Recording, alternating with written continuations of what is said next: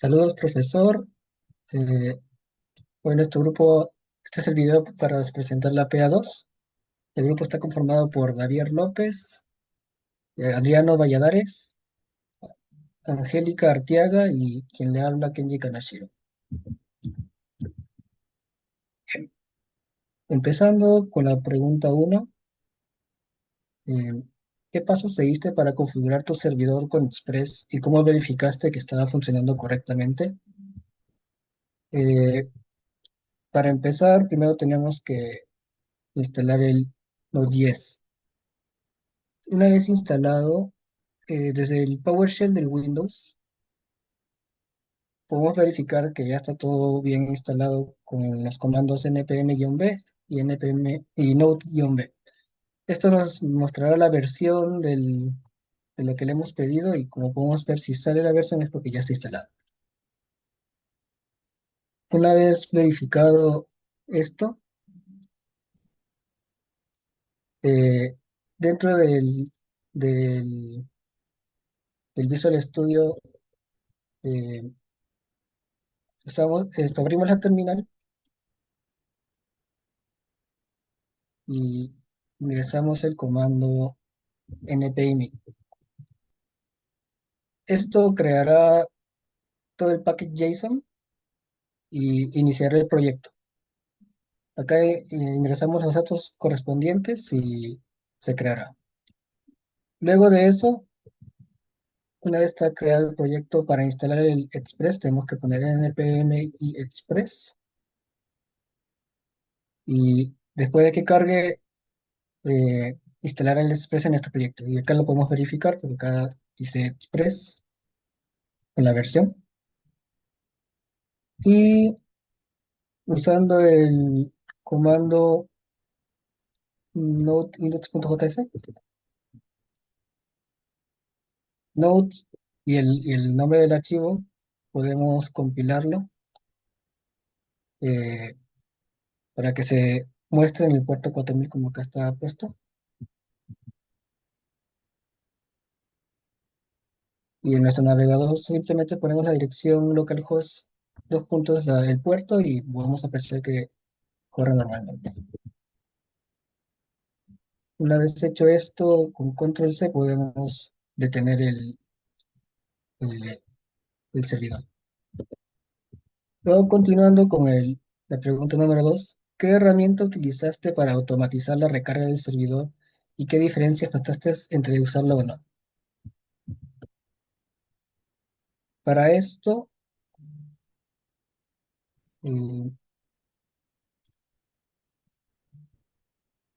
usamos Nodemon. Con el comando desde la terminal, nuevamente, con el comando npm-i-d en Nodemon, podemos instalar en el package JSON el Nodemon. Acá podemos apreciar que ya está instalado y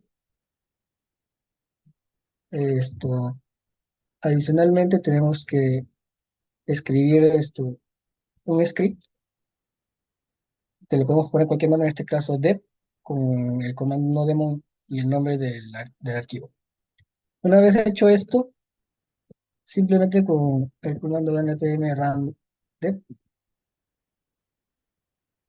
eh, compilará de nuevo el proyecto en el localhost como en el anterior, simplemente que esta vez automáticamente se va a ir actualizando y correr cada vez que hagamos un cambio. A diferencia del anterior, que teníamos que poner control C cada vez que queríamos hacer un cambio, ahora podemos simplemente agregar cosas en el código. Por ejemplo, acá le agrego otra cosa y el proyecto simplemente se actualiza cada vez que hago un cambio. Y ya no tengo que estar parándolo para cambiarlo y luego compilarlo otra vez y así sucesivamente. Este cambio facilita y acelera bastante eh, el proceso del proyecto. Luego, pasando a la siguiente pregunta, ¿cómo configuraste tu proyecto para compilar TypeScript? ¿Y qué comando? o configuración usaste para generar el código JavaScript. Para esto, eh, creamos, creamos el archivo tsconfig con estos parámetros. eh, y a la vez también cambiamos el index.js por TypeScript. Luego tenemos que ir a eh, en el package JSON tenemos que cambiar eh, tenemos que agregar el build TSC, que es el TypeScript compiler, para que pueda compilar TypeScript.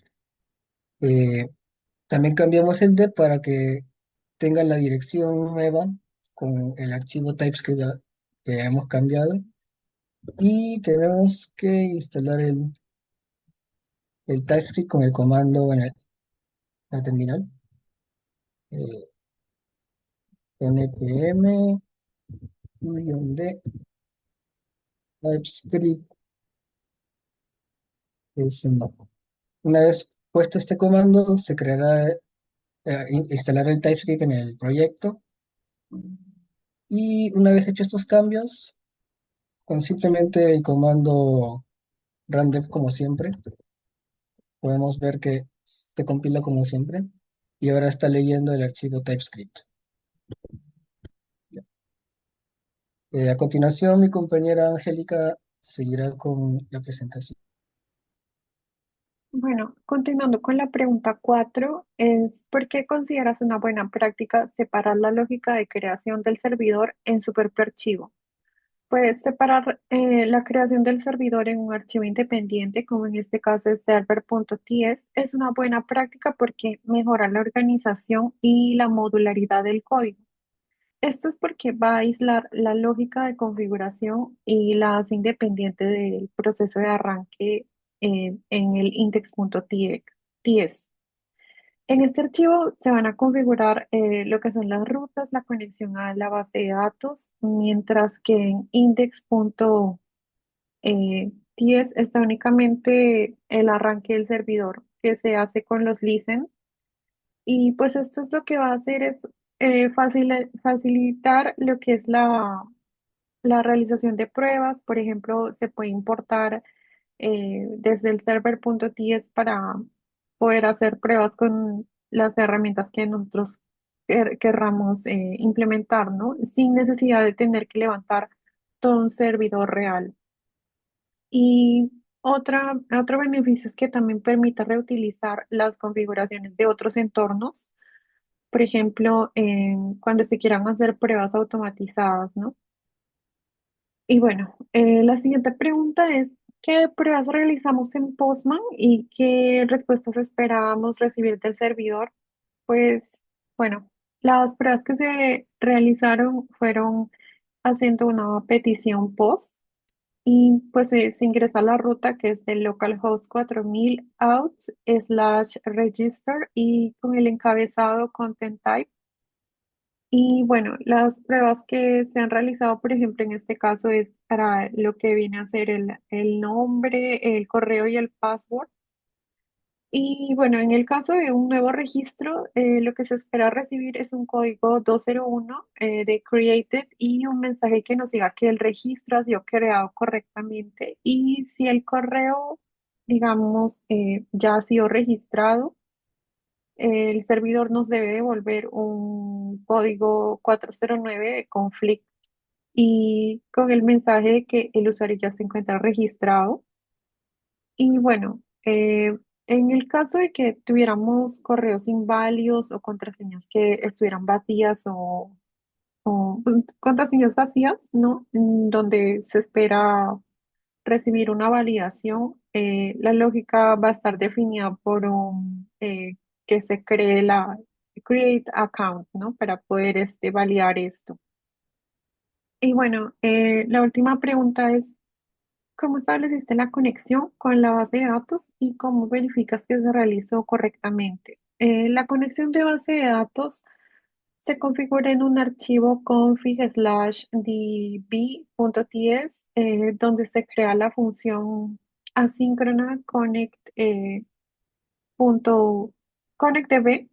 y usamos el paquete de Mongoose, y en ella se llama a toda la conexión como vemos, se está usando la cadena punto emp, y que esta función primero se tiene que importar y se ejecuta en el server.ts antes de poder inicializar las rutas.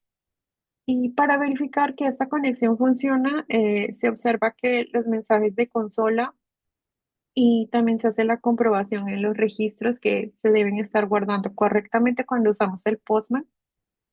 Y en caso hubiera un error, también tenemos el bloque de catch que nos muestra los mensajes de error y ejecuta el process.exit 1 para detener el proceso. Y bueno, doy pase a mi compañero Javier que sigue con el resto de preguntas. ¿Qué tal? Buenas noches, profesor. Yo soy David. Le voy a compartir mi pantalla. Eh, eh, ya. Nada. Vamos a empezar por la pregunta 6, que ¿cómo estableciste la conexión con la base de datos y cómo verificaste que se realizó correctamente? No. Es la 7. ¿Qué datos sensibles o configuraciones decidiste colocar en el archivo .env y por qué? En el archivo .env puse la URL de Mongo porque, bueno, está el root, que es como que mi usuario para conectar a la base de datos, y básicamente lo puse acá. Lo oculté acá porque si lo dejo si lo dejo en el server, básicamente todo el mundo va a tener acceso a esto, ¿no? Para esto descargué la librería .env y nada, creé el archivo .env en la raíz del proyecto. ¿Qué más por ahí? ¿Qué campos definí en mi esquema de usuario y cómo decidí qué tipo de dato corresponde a cada uno? ¿Vale? En el esquema de usuario, que es este que está por acá, user.ts, nada, primero creé una interfaz con, con el Hamlet, el name, que es un string, el email, que también es un string, y el password, que también es un string. Yo aparte creé este dato date, que básicamente registra la fecha y la hora en la que se creó el usuario. Luego por acá tenemos la constante user schema, donde tienes el Hamlet, que es de tipo string, es requerido. El trim, que básicamente es para borrar los espacios en blanco, lowercase, que es para poner todo en minúsculas, y unit, que es para que este dato sea único en la base de datos. Luego tienes el name, que también es un string, require está true porque es requerido. Todos los datos acá son requeridos. Luego tienes el string, que también es para borrar los espacios, el email, que también es un string, require, que es true, nada, para quitar los espacios, lowercase, y que es único. Luego tenemos por acá el password, que también es un string, y este dato que yo le puse, que es lo de la fecha, básicamente de .now, que es para registrar la fecha en que se creó, o sea, el momento exacto en el que se creó. Luego por acá tienes con user model, que es para pasar la constante a Mongo, y esto de acá, que es para exportarlo a los otros archivos. Básicamente, bueno, ¿por qué decidí cada uno de estos? Bueno, string, porque todos son string. El password, bueno, el password puede tener números como también puede tener letras. El nombre es un string. Luego el email también tiene letras y también tiene números. Todos son requeridos porque todos son necesarios para crear un usuario. Esto básicamente es para evitar errores en espacios y cositas así. Y nada, esto es para ponerlo en minúsculas el handlet y el email. Eh, Esto de acá, bueno, el handle es como que el usuario, entonces por eso es único, y el email también es como que la identificación del usuario, y por eso también es único. Luego tenemos la pregunta 9, que es cómo implementaste la funcionalidad para registrar el usuario. Esa funcionalidad la tengo por acá, creo una carpeta handlers y está en el index.ts. Acá básicamente importo Express Importo el modelo del usuario, importo este password, que eso es lo que le va a explicar mi compañero Adriano en un ratito, y importo una librería que se llama Sloot. Luego creo una constante create account que es asíncrona, tiene el request y el response que es para el tema del JSON. Luego creé las constantes email, password y el handler y se la solicitamos a JSON. Luego por acá tenemos una constante userExist que es await y luego acá tenemos la función find1 que básicamente en nuestra base de datos Mongoose busca el email que le estamos pasando acá. Luego acá, si el usuario ya existe, básicamente creamos una constante error que le dispara un error en consola del usuario que dice usuario ya registrado. Y también nos retorna el error 409 en el JSON con el error message. Luego por acá tenemos una constante usuario que es para crear el usuario y básicamente lo jalamos todo el JSON user.password y await, porque esto es como que se va esperando, es asíncrono. Esto es para hashear la contraseña, que en un ratito mi compañero Adriano le va a explicar básicamente cómo hacemos esto. Y el user.handlet, que acá llamamos al import loot, que es para darle un formato que sea legible y todas esas cosas. Luego acá hacemos una espera y registramos el usuario. Si todo está bien, si el usuario no existe y todo está perfecto, los datos que son requeridos están en el JSON. El JSON nos va a mandar un dato 201 y nos va a mandar un mensaje en consola que diga usuario registrado. Nada, básicamente eso sería todo por acá. Los dejo con mi compañero Adriano.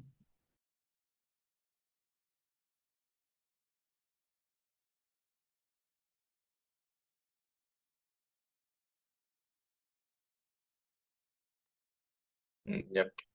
Buenas noches, profesor. Mi nombre es Adriano Valladares. Y bueno, seguiremos con el proyecto. La siguiente pregunta es la pregunta 10, que consiste en qué mensajes de respuesta has definido para informar al cliente si el registro fue exitoso o fallido.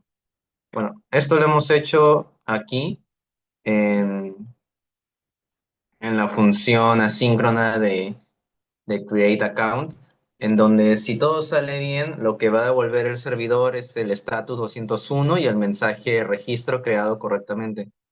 En cambio, si sale mal, lo que hemos hecho es crear una constante que lo que hace es recibir el usuario email y lo va a buscar. Y si encuentra que el email que hemos ingresado ya existe, va a llamar a esta función de que si el usuario, esta función de si el usuario existe es verdadera, va a devolver un error del usuario ya está registrado y el status 409. De ahí también lo que hemos hecho es de que si ocurriera un problema en la conexión de la base de datos, hemos puesto un try catch en donde agarra el mensaje de error y también lo muestra en la terminal y termina la ejecución del programa con un process.exit. Luego, la siguiente pregunta es, ¿cómo estás controlando que no se registren usuarios con el mismo correo electrónico? Bueno, esto, como ya lo explicó mi compañero Davier, en la carpeta de models del usuario, acá definimos cada atributo del usuario y, por ejemplo, lo que hemos hecho es de que el email sea un dato único y eso lo que hace es que solamente puede haber un valor con el mismo nombre. Entonces, si detecta otro, va a ser como una violación de las llaves y eso va a generar un error. Que el error que nos bota es de error de llave duplicada. Y bueno, también lo que hemos hecho es de que ese error, el programa, en vez de mostrártelo como así como en bruto, como que te lo cambia y te muestra simplemente el mensaje de el usuario ya está registrado. Em, de ahí también hemos dicho de que, bueno, sí, de ahí también en la función de create account es lo mismo que expliqué, que si encuentra el email te va a volver este error y si no, te va a decir que sí se creó bien. Después, por último, la pregunta 12: ¿qué librería o método utilizaste o utilizarías para hashear las contraseñas? ¿Y por qué es importante implementar esta medida de seguridad? Entonces, bueno, lo que hemos hecho es instalar en la terminal con el comando a ver, un segundo, con el comando de npm install bcrypt. Hemos utilizado la librería de bcrypt, que esto te lo instala acá en el package. Aquí podemos ver que está y después de ejecutar esta secuencia de código, lo que hemos puesto es también instalar sus tipos para TypeScript, que es con este comando de acá, de npm install --safedev @types_bcrypt. Entonces eso crea la carpeta utils aquí y dentro de ella en el archivo out.ts se implementa la función del hash password, que lo que hace es una función asíncrona que agarra la contraseña y genera un salto de 10 y te retorna la contraseña ya hasheada y con la cantidad de saltos. Entonces, lo que hace esta función es recibir la contraseña en texto plano y genera un salto de 10 de cadena aleatoria, que esto lo que hace es de que si por alguna razón dos usuarios tuvieran la misma contraseña, hace que ambos como que genere una cadena de caracteres aleatoria 10 veces y eso hace de que sean distintos y no haya forma de que se ingrese con el mismo dato en la base de datos. Y bueno, esta medida de seguridad es fundamental porque impide que las contraseñas queden en texto plano y las personas lo puedan ver en la base de datos.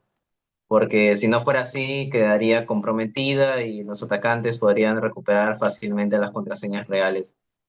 Y bueno, en este caso le hemos puesto un salto de 10 rondas, ya que esto aumenta significativamente la seguridad del sistema. Y bueno, eso sería todo por la evaluación 2.